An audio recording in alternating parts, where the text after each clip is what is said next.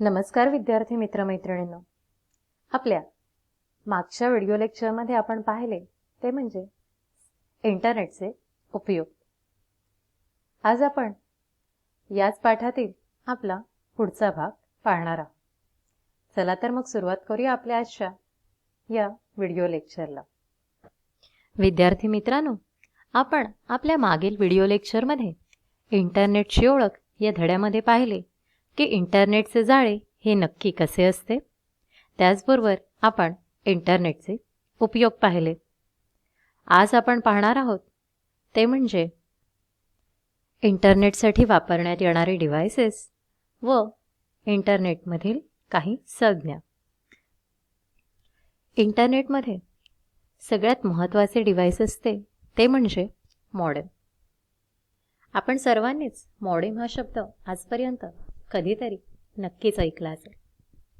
कारण जर संगणकाला मॉडेम कनेक्ट केलेले नसेल तर त्या संगणकावरती इंटरनेटचा वापर आपण करू शकत नाही. मॉडेम हे उपकरण संगणकाला टेलिफोन लाईनद्वारे जोडलेले असते. इंटरनेटकडून येणारे संदेश या महत्त्वपूर्ण उपकरणाकडून आपल्या संगणकाला मिळतात. म्हणजेच इंटरनेटकडून येणारे संदेश मॉडेमच्या माध्यमातून आपल्या संगणकापर्यंत येऊन पोहोचतात आणि इंटरनेटवर तुम्ही पाठविलेले संदेश मॉडेमद्वारे जगात तुम्हाला पाहिजे त्या संगणकापर्यंत पोहोचू शकतात. मॉडेम हा शब्द मॉड्युलेटर व डिमॉड्युलेटर या दोन शब्दांपासून बनलेला आहे. समोरील चित्रात आपल्याला मॉडेम दिसत आहे. हे तुम्ही सर्वांनीच नक्की पाहिलेले असेल. त्याचबरोबर मॉडेमचे कार्यपद्धती कशा प्रकारे चालते हे थोडक्यात जाणून घ्यायचे झाले. समोरील चित्रात आपल्याला सिग्नल दिसत आहेत. आपणा सर्वांना माहिती आहे की संगणकाला डिजिटल भाषा समजते, परंतु इंटरनेटवरील माहिती म्हणजेच इंटरनेट केबलद्वारे किंवा सॅटेलाईटद्वारे पाठविली जाणारी माहिती ही ॲनालॉग स्वरूपातील असते. त्यामुळे जेव्हा आपण संगणकावरील डिजिटल स्वरूपाची माहिती इंटरनेटवरती सेंड करतो तेव्हा आपल्या संगणकावरती बसवलेला मॉडेम त्या डिजिटल भाषेचे रूपांतर ॲनालॉगमध्ये कन्वर्ट करतो व ती टेलिफोन लाईन किंवा इंटरनेट केबलद्वारे पुढे पाठविली जाते.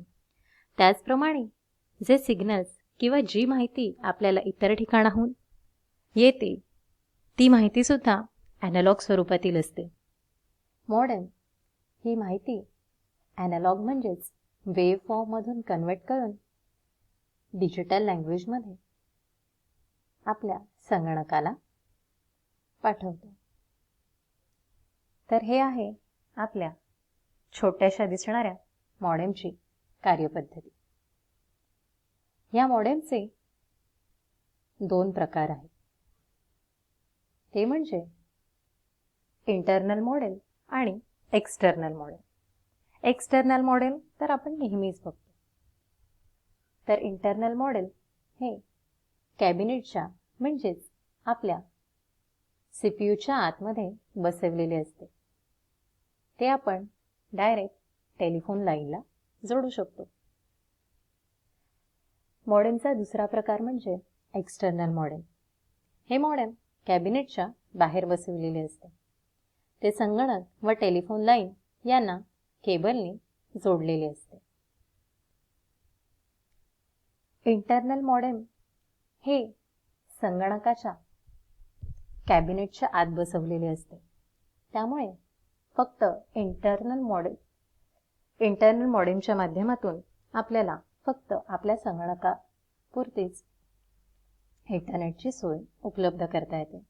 परंतु एक्सटर्नल मॉडेमच्या सहाय्याने आपण एकापेक्षा अधिक संगणकाला इंटरनेटची सेवा पुरवू शकतो.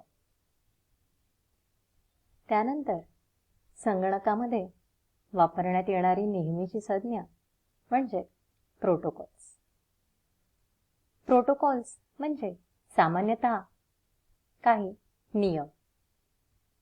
एखादी गोष्ट पूर्ण करण्यासाठी जे काही नियम केलेले असतात त्यालाच आपण प्रोटोकॉल्स असे आपल्या रोजच्या जीवनामध्ये म्हणतो. त्याचप्रमाणे इंटरनेटला सुद्धा काही प्रोटोकॉल्स असतात. जगभरातील कोट्यावधी संगणक इंटरनेटला जोडलेले आहेत. या सर्वांची ऑपरेटिंग सिस्टीम म्हणजेच OS वेगवेगळी आहे. तसेच त्यांची रचना, प्रोग्राम यामध्येही समानता नाही. असे असून देखील हे सर्व संगणक एकमेकांशी माहितीचे आदानप्रदान करू शकतात. प्रोटोकॉल नावाच्या वैशिष्ट्यपूर्ण प्रोग्राममुळे हे शक्य होते. इंटरनेटवरील माहितीचे आदानप्रदान करण्याचे सर्वानुमते निश्चित केलेले नियम म्हणजेच प्रोटोकॉल्स होय.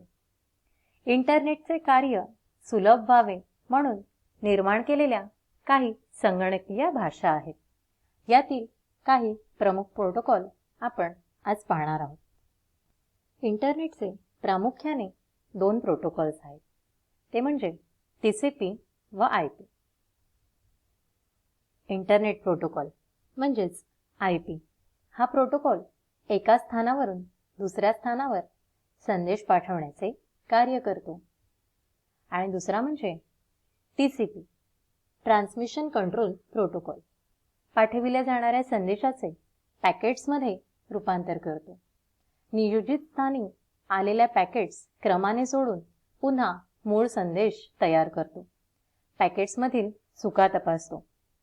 ट्रान्समिशन कंट्रोल प्रोटोकॉल व इंटरनेट प्रोटोकॉल म्हणजेच TCP/IP हे 2 प्रोटोकॉल्स नेहमी एकत्र दर्शविले जातात. ट्रान्समिशन कंट्रोल प्रोटोकॉलने संदेशाचे पॅकेट्समध्ये रूपांतर केले जाते.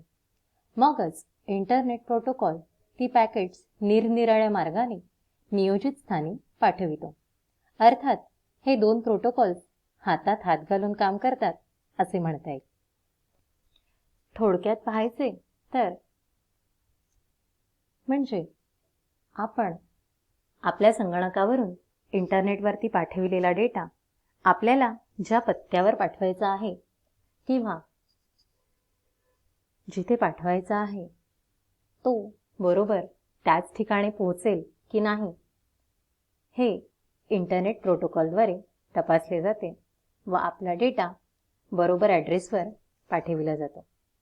त्याचप्रमाणे TCP वरती आपण कितीही मोठ्या प्रमाणात डेटा पाठविला तरी त्याचे लहान लहान पॅकेट्समध्ये रूपांतर करून तो पुढे पाठविला जातो.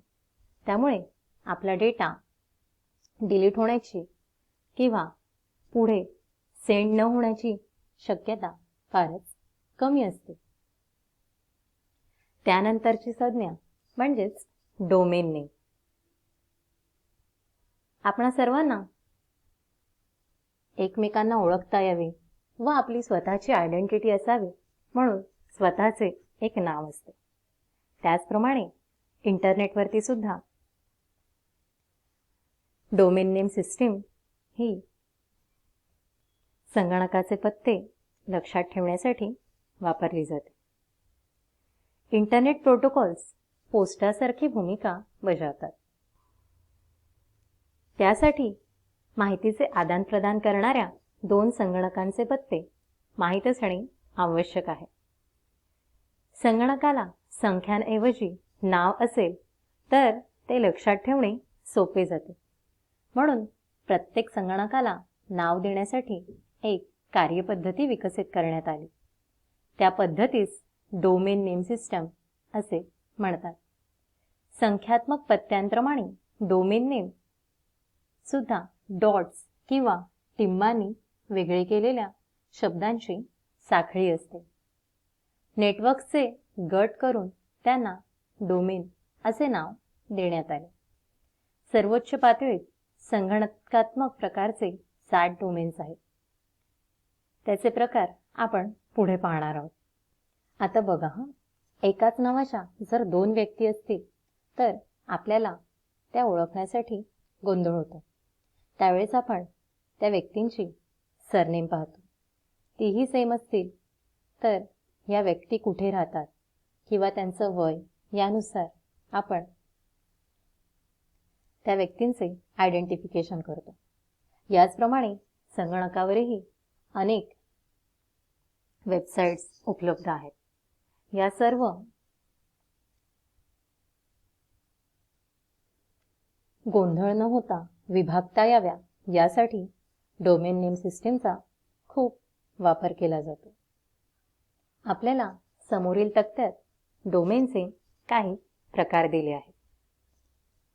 डोमेनचे प्रकार, त्याचे इंग्रजी नाव व संगणकीय परिभाषा म्हणजेच त्यासाठी वापरण्यात येणारे डोमेन नेम. व्यावसायिक म्हणजेच कमर्शियल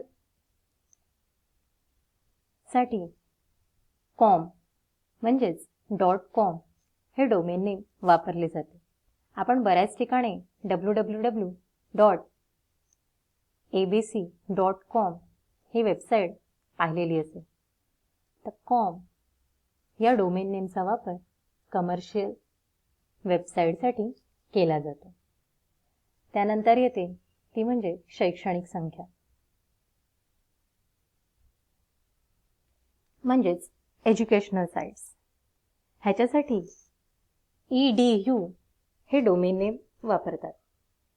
म्हणजेच जर ही एखादी वेबसाईट शैक्षणिक कार्याशी निगडित असेल तर त्यासाठी .edu हे डोमेन नेम वापरले जाते.